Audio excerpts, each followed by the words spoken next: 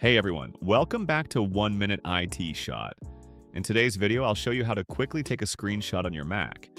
Whether you want the entire screen, just a window, or a selected area, let's get started. First, the most easy way is to open Search and type screenshot and open it. To capture the entire screen, press Command plus Shift plus 3.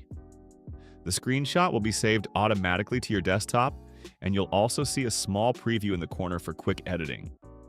If you only want to capture a part of the screen, press Command plus Shift plus 4. Your cursor will turn into crosshairs and just click and drag over the area you want to capture and release.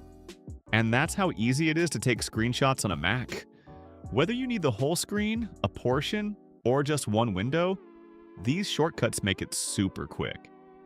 If this helped you out, don't forget to like, subscribe, and turn on notifications for more quick IT tips here on 1 Minute IT Shot. Thanks for watching.